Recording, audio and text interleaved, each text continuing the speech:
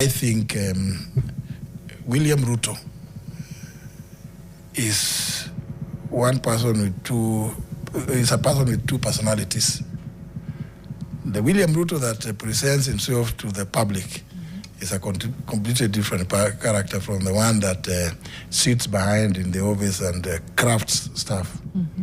I think that kind of person is quite a dangerous character. I think William Ruto is actually unfit for the position of President of the Republic of Kenya. I have come sadly to that conclusion. And I have no bitterness.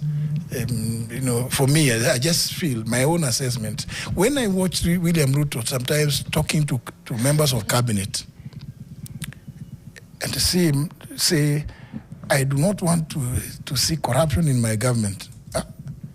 Then I start wondering, who is this talking? And I'm sure we will have occasion to discuss a lot. Is he corrupt? Who? William Ruto. I think, I don't know.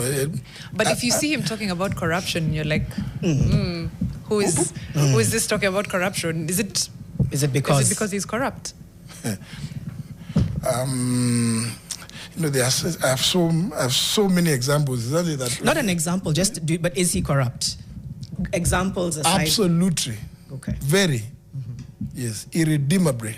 Okay. Corrupt. One example you can walk us through. I know you've told us that there's many. Just a.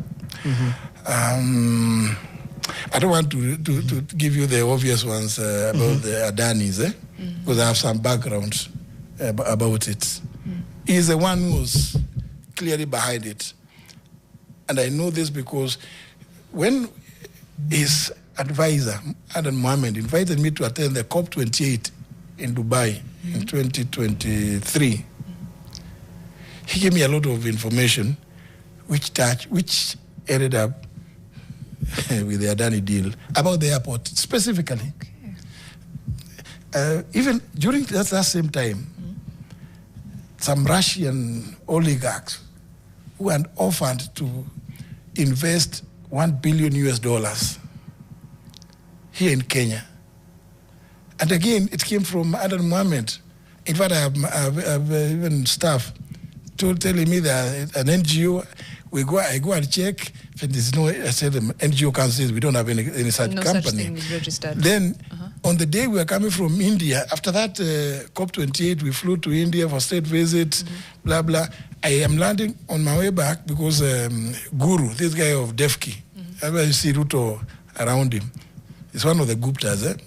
When Guru told me during breakfast on the day we were leaving Delhi, that that plane of the president is not good.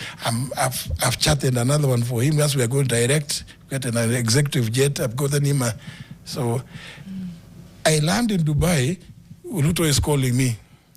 Those people, those Russians want you. They are there. They're in Dubai. They are waiting. You sign things. I said, I'm just at the airport and I'm on transit. I am not leaving the airport. Right. He said, no, but they are there. Your people, your staff have already worked on the document. I said, no, I will need to go and review it in office. This document being the deal. The deal. They were purporting to give a grant of $1 billion to grow allegedly 3 billion trees towards the 15 billion. William Ruto, whenever he comes up with a program, it's for money making. For him, it's for money making. Now, I come and tell them, they bring me an MOU. I tell them, and I remember I spoke about the MOUs. Yes. I told them, it came from the Minister of Environment, which they pushed through. I tell them this thing, the $1 billion can only be by way of a grant, but it cannot come directly to the ministry because under the PFM Act, Section 47, it can only go through the National Treasury. They are trying to avoid that money going to the National Treasury, and it's money coming from abroad. Right. And you're being asked to sign in an airport. I'm being told to sign at Dubai airport, and it's William Ruto calling me directly. I'm telling you. But anyway, maybe I could. Let me say this. No, finish. Let me say this. I think it's a very unfortunate situation for the country that we have William Ruto sitting in the office as president of Kenya.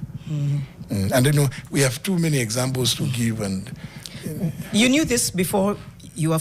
Did you know this before you were fired? Wouldn't this information have been helpful to the people of Kenya if we knew it before? Like I said, I am a gentleman, and I was going to. In fact, somebody talked about a book. The book is already in the works. I started immediately. I left. You know, actually, just before I left Parliament as Speaker, that's when I began working on it. Then, now that we went into campaigns, I stopped a bit, and then I said, "Oh, why don't I just wait and finish my experience in the cabinet before you do an expose?" No, it's a book to give my so that the book also includes my experience